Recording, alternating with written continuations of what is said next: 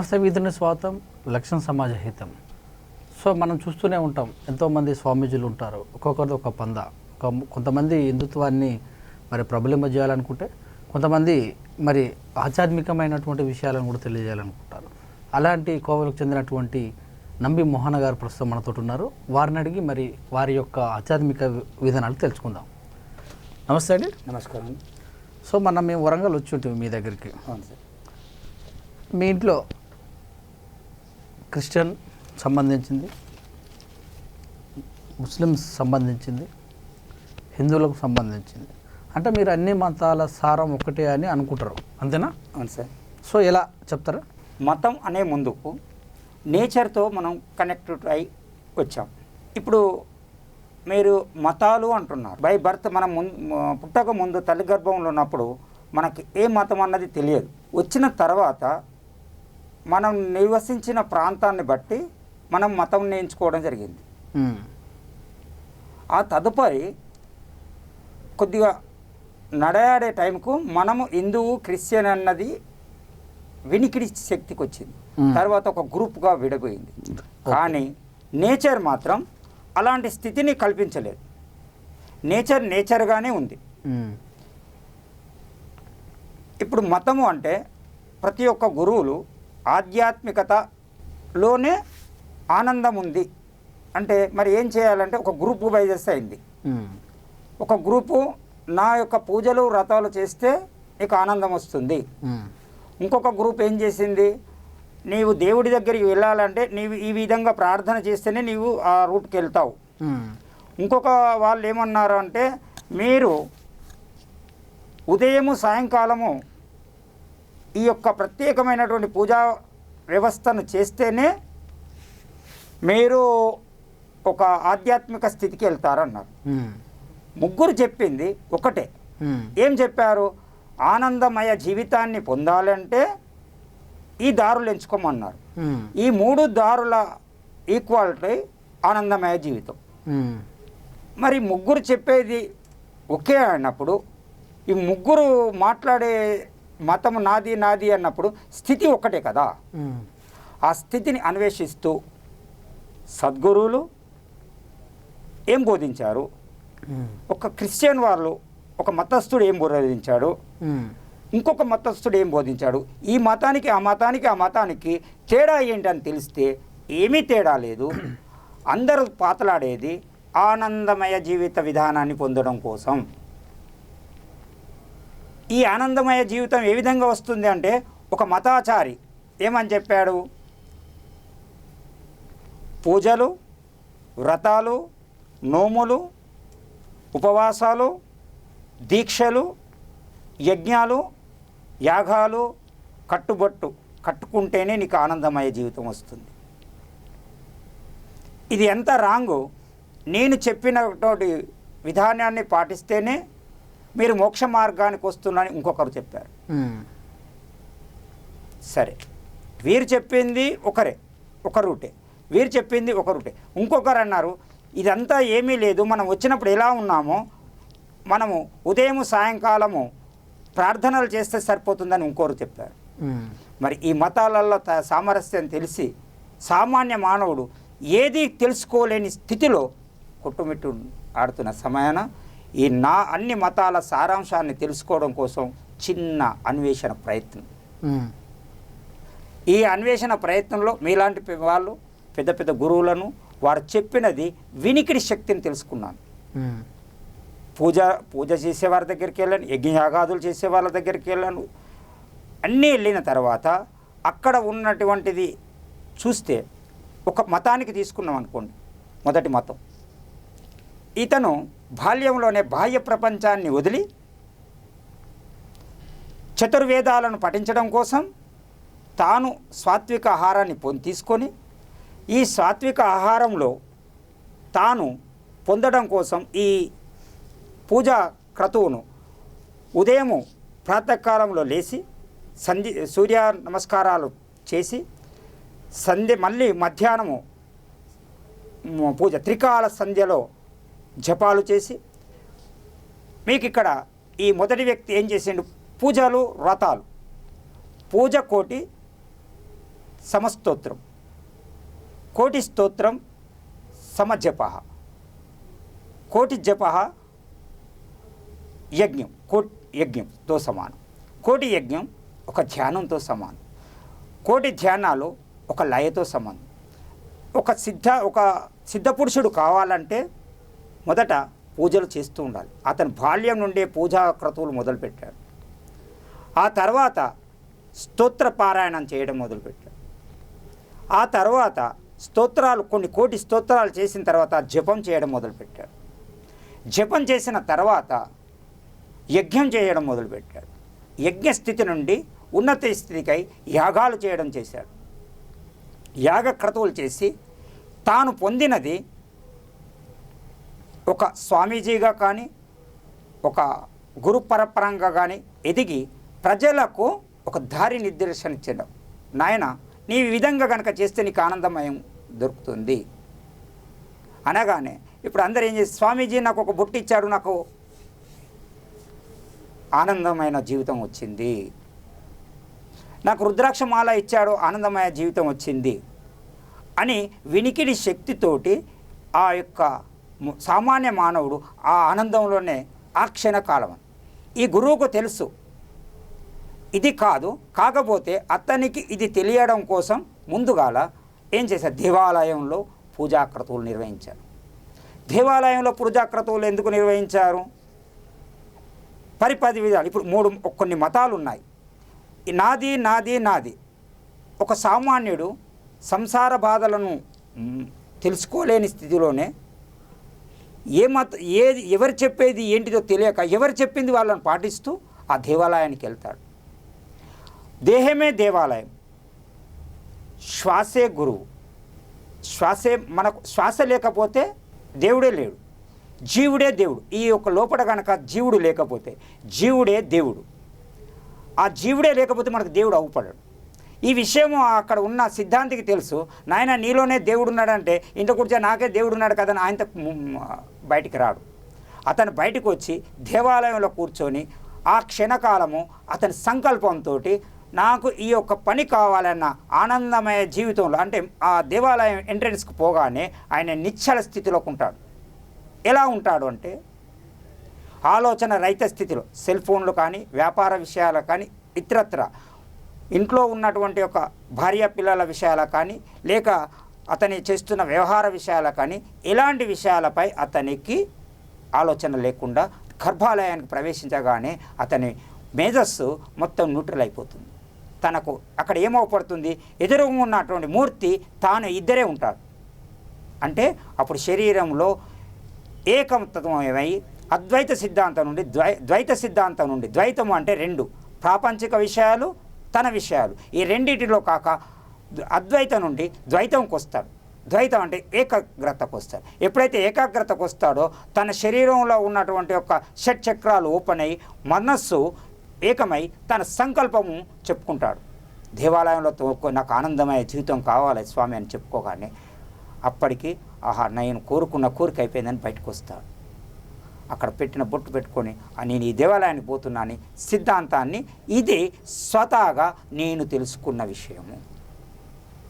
ఇంకొకరి దగ్గరికి వెళ్ళాను, ఈ బైబిల్లో ఇది చదివి ఈ మత గ్రంథాన్ని కనుక నువ్వు త్రికాల సంధ్య ప్రకటన చేసినట్టయితే నీవు ఉన్నత స్థితికి పొందుతావు. ఉదయము సాయంకాలం మధ్యాహ్నం ఆ గ్రంథాన్ని ఎంత చదివా, అప్పుడు సాంసారిక విషయాలు కానీ ప్రాపంచిక విషయాలే కానీ ఇతరత్ర విషయాలు రాకుండా నాకు ఆ బుక్ పైనే కాన్సన్ట్రేషన్ అయిపోయింది. ఆహా, ఈరోజు నేను దైవ ప్రార్థన చేశాను, ఈరోజు నాకు మొత్తం పని అయిపోతుందని నేను సంకల్పం చేసుకున్నాను, నా పని అయిపోయింది. అంటే ఇతను చెప్పింది నా యొక్క ఆత్మ స్థిరంగా ఉండడానికి కోసం, అతను చెప్పింది నా యొక్క ఆత్మ మనసు స్థిరంగా ఉందా అంటే బుద్ధి ఒకే తీరుగా ఉండడం కోసం. ఇంకొకరి దగ్గరికి పోతే ఈ విధంగా ఉదయము లేవగానే నమాజ్ చేయాలి, ఆరోగ్యం సరిగా ఉంటుంది, మధ్యాహ్నం చేయాలి, ఇలా చేయాలి, అలా చేస్తే ఇలా ఉంటుందా, అలా చేయటం వల్ల ఆరోగ్యం బాగా ఉంది, అలా ఉంది. ఇతను చెప్పింది ఆనందమయ జీవితమే, ఇతను చెప్పింది ఆనందమయ జీవితమే, ఇతను చెప్పింది ఆనందమయ జీవితమే, ముగ్గురు చెప్పింది దైవత్వాన్ని పొందడం కోసమే. ఈ విషయాలు ప్రతి సద్గురువుకు తెలుసు, సామాన్య పౌరునికి తెలుసు. అందరికీ తెలుసు, కానీ వినికిడి శక్తి ఉంది, కానీ ఆచరించే శక్తి ఎవరికీ లేదు. ఆచరణ మార్గంలో ఎవరు లేరు, అందరూ వినికిడే. మరి ఏంటి? మరి ఈ మతాలు ఎన్ని చెప్పినా మరి ఎందుకు మారటం లేదు? మత గ్రంథాలను ఒక స్వామీజీ కాలు మొక్కగానే, పాదపూజ చేయగానే తనకు ఆనందం వస్తుందా? భగవంతుడు శ్రీకృష్ణుడు భగవద్గీతలో, నాయనా నువ్వు యోగివి కారా నాయనా అని చెప్పిండు. యోగివి కా అంటే ఎట్లా కావాలంటే, అరే నువ్వు ధ్యానం చేయరా బాబు, నువ్వు ధ్యానం చేయి అంటే నీ మనసును నియంత్రించుకొని భగవంతుడు ఎక్కడ లేడు, నీ లోపల ఉన్నాడు, కర్మ చెయ్యి అన్నాడు. ఏ కర్మ చెయ్యి? సత్కర్మ. నేను ఆచరిస్తున్నాను కదా సత్కర్మ. ఏం ఆచరిస్తున్నావు? నేను భార్య పిల్లలను చూసుకుంటున్నాను, నేను అన్నీ చూసుకుంటున్నాను. మళ్ళీ పక్కవాడు ఏం చేస్తున్నాడు అని చూస్తూ, ఈ పక్కవాడు ఏం చేస్తున్నావు అని చూస్తున్నావు, ఆ పక్కవాడు ఏం చేస్తున్నావు చూస్తున్నావు. అక్కడ అర్జునుడు వచ్చిండు తన సంకల్పం కోసం. ఏమని సంకల్పం? ఈ యుద్ధం ఏంటి, ఈ కథ ఏంటి, నాకు అవసరం లేదు. వచ్చిండు, ఈయన పెద్దవాడు కదా అని ఆ కృష్ణుని పరమాత్మ కాళ్ళ దగ్గర కూర్చున్నాడు. దుర్యోధనుడు వచ్చాడు, అతను తలవైపు కూర్చున్నాడు. ఏంటి నాయన మీ ఇద్దరి బాధలు ఏంటి? అతను ఏంటి అన్నీ మనకు ఒక స్థితి కావాలన్నది. ఈ దుర్యోధనుడు సకల సామ్రాజ్యం నాకే కావాలి, నేనే ఒక గొప్ప స్థితికి రావాలి, నేనే ఒక ఇది కావాలన్న కోరికతో అతను ఉన్నాడు. యోగ మార్గాన్ని పొందడం కోసం ఇతను ఉన్నాడు. ఇద్దరూ ఒకటే, కానీ ఆలోచన పరంపర వేరు. ఆలోచన పరంపర యోగివికా అని అర్జునుడికి చెప్పిండు, కానీ దుర్యోధనునికి మరి యోగికా అని ఎందుకు చెప్పలే? ఒక అర్జునుడు ఆ యోగ స్థితిని పొందడానికి సంసిద్ధమై ఉన్నాడు. యుద్ధము, రాజ్యము, మాకు యుద్ధము వద్దు, ఈ రాజ్యము వద్దు, ఈ యొక్క రాజకాంక్ష వద్దు, భవంతులు వద్దు, అరణ్యవాసమైన పర్వాలే, కానీ ఆనందమయ జీవితాన్ని పొందుకున్నాడు అర్జునుడు. దుర్యోధనుడు 18 అక్షయముల సైన్యము, 18 అక్షయముల ఏనుగులు, 18 అక్షయముల అశ్వాలు, 18 అట్లా కోటాన కోట్ల ఆస్తి పరంగా ఉన్నా కానీ పక్క అర్జునునికి ఉన్న ఆస్తి కావాలన్న సంకల్పం. ఇక్కడ మానవ జాతికి తెలియచేయనిది ఏమనగా, ఇతనికి ఇంత ఆస్తి ఉన్నా ఆ పక్కవాడి ఆస్తి కోసం ఈ దుర్యోధనుడు తాపత్రయపడ్డాడు. కానీ ఆ అర్జునుడు ఇక్కడ భగవంతుడు మనకు చూపించింది 2 విధాల. ఒక స్థితిలో ఉన్నత స్థితిలో ఉన్నవాడు ఈ విధంగా సందిగ్ధంలో పడితే, ఇంకొక స్థితిలో ఉన్నవాడు మోక్షాన్ని పొందడం కోసం ఉన్నప్పుడు భగవంతుడు దగ్గరకు అవుతాడు. ఇతను యుద్ధంలో క్షీణించిపోయాడు, అతను ఉన్నత స్థితికి వచ్చాడు. అంటే ఇది ఒక శ్రీకృష్ణ పరమాత్ముడు చెప్పిన విషయం. మరి ఒక స్వామీజీ చెప్పిన విషయం, ఒక మతాలు గ్రంథాలు చెప్పిన విషయం, ఇదంతా పక్కకు పెడితే నేచర్ని తీసుకుంటాం మనం. స్వామీజీలు వీళ్ళందరి చదివిన తర్వాత నేచర్ని చదివాం. అందరూ చూశారు. ఇది అందరికీ ఇప్పుడు టీవీలో చూస్తున్న అందరికీ మీకు తెలుసు నేచర్ గురించి. ఒక కొలను దగ్గరికి వెళ్ళి మనం ఆ కొలను గమనించినట్టయితే కప్పలు, నాచు, పిచ్చి మొక్కలు, బురద నీరు, రాళ్ళు, వివిధ రకములైనటువంటి యొక్క పదార్థములతో నిండిన కొలను. ఆ మధ్యన వికసిస్తున్నటువంటి ఒక తామర పువ్వు బయటకు వస్తుంది. ఆ తామర పువ్వు ఎట్లా వస్తుంది?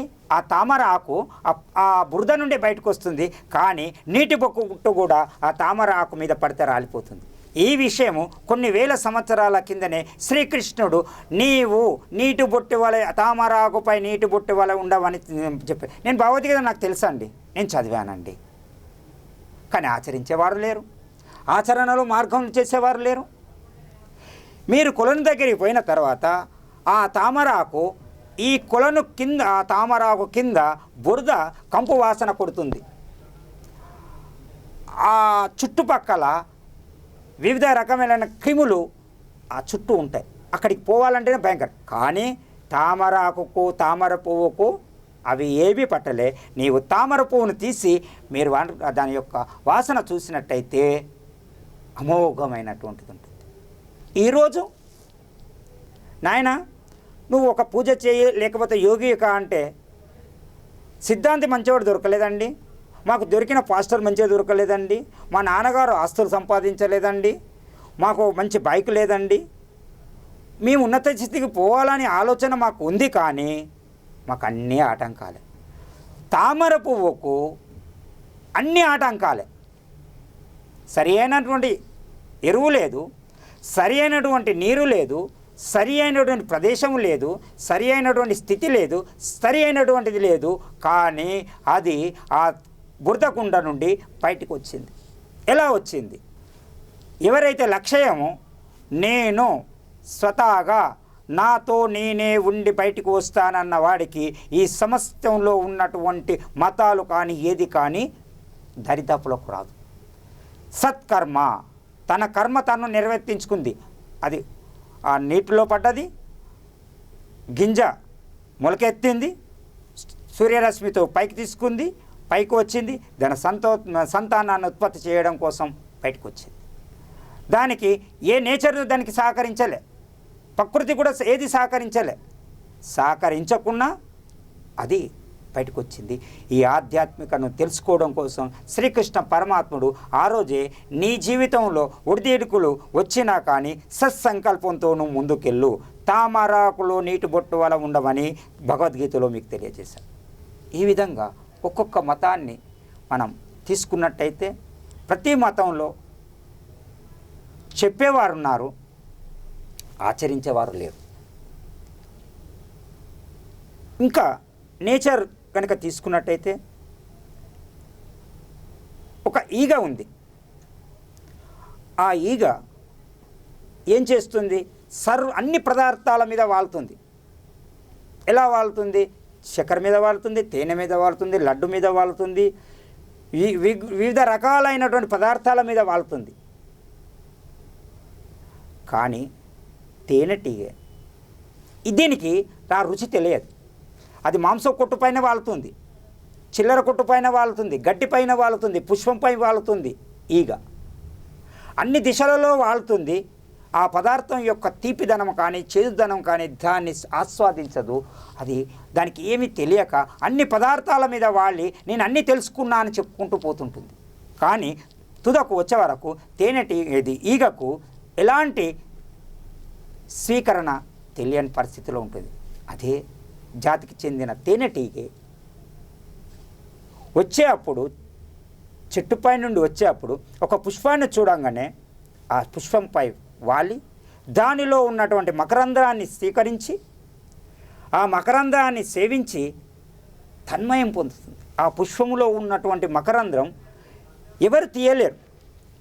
యోధులు, తపస్సంపన్నులు, ధ్యాన యోగ సిద్ధులు పొందినటువంటి సిద్ధ పురుషులు కూడా ఆ ఒక్క పుష్పములో ఉన్నటువంటి మకరంధ్రాన్ని స్వీకరించడానికి కోసం సైంటిస్టులు కూడా చేయలేరు. కానీ ఒక తేనెటీగే ఆ పుష్పం మీద వాలి దాని నుండి తీసుకుంటుంది.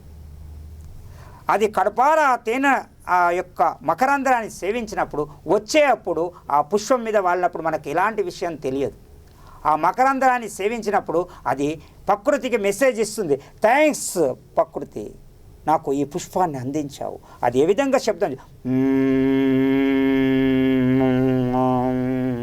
అనుకుంటూ శబ్దం చేసి నేను పొందినటువంటి ఈ ఆనందాన్ని అందరూ పొందాలని ఒక చెట్టుపై గూటిలో ఆ తేనెను భద్రపరుస్తుంది.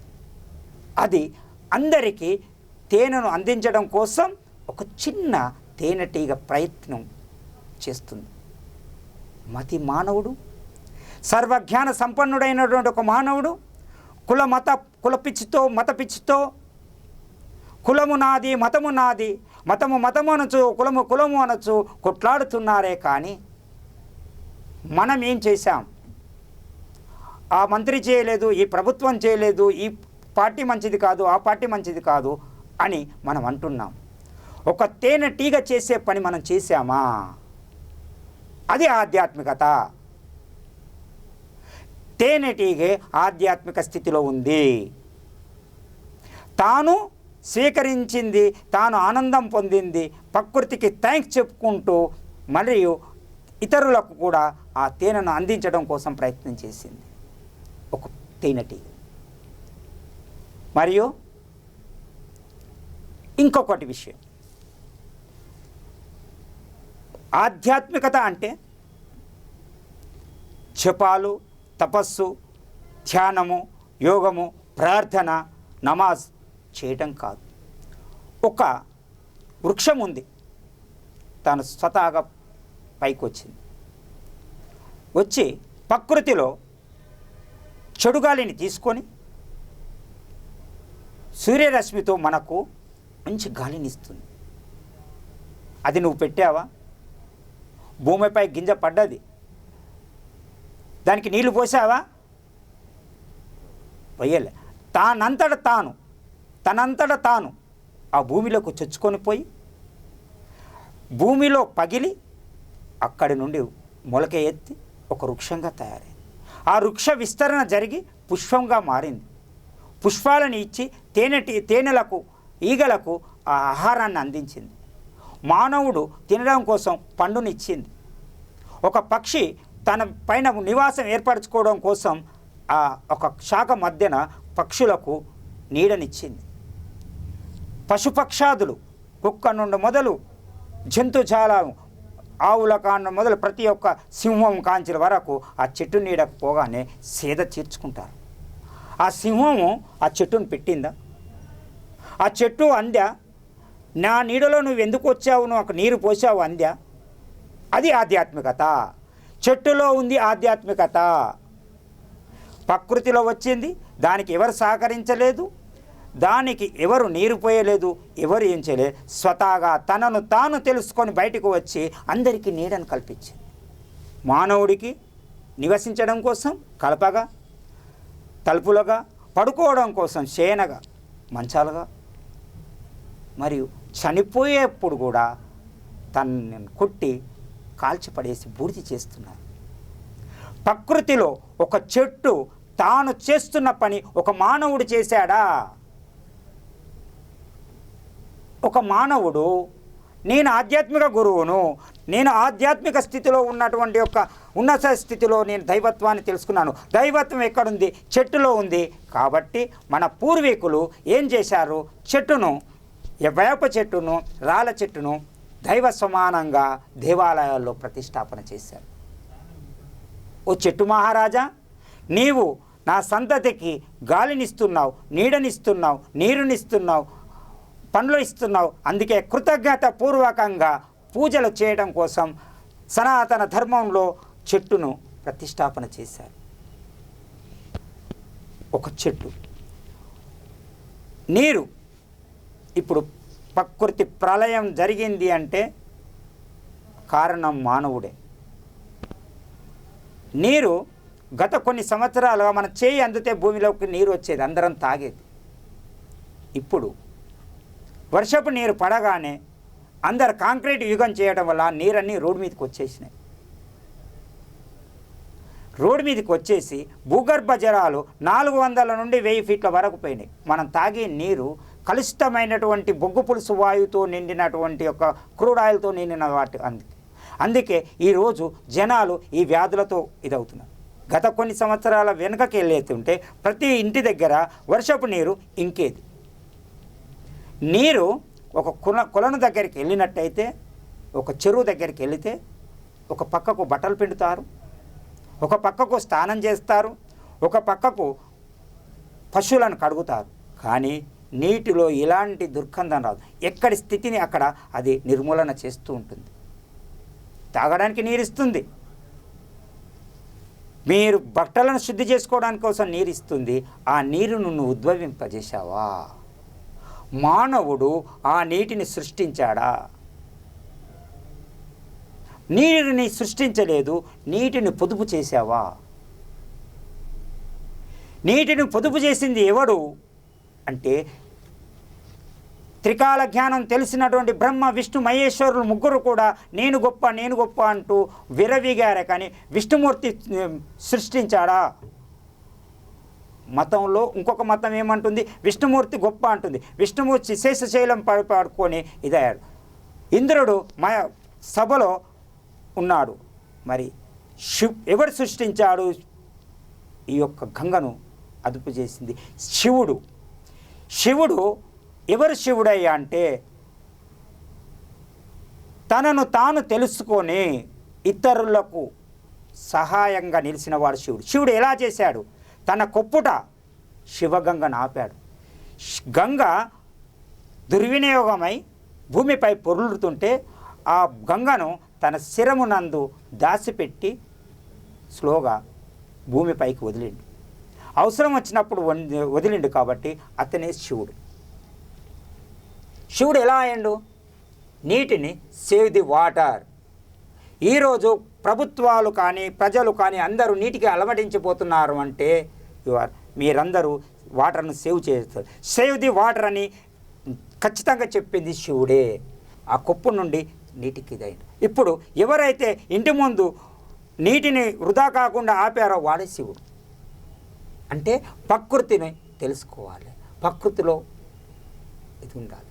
ఈ ఒక పంచభూతాల మధ్యన ప్రకృతిని తెలుసుకున్నడమే ఆధ్యాత్మికత. అదే మతాలు, అదే మతము.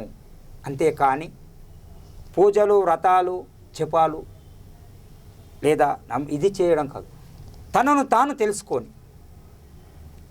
ఇతరులను తెలుసుకున్నవాడే జ్ఞాని, యోగి, ధ్యాన స్థితిలో ఈ యొక్క స్థితిని. Thank you sir, thank you very much. చక్కటి విశ్లేషణ చేశారు. మరొక వారం మరొక ఆధ్యాత్మిక వేదికతో కలుసుకుందాం. అంతవరకు చూస్తుండే విత్ న్యూస్ లక్ష్మణ సమాజ హితం.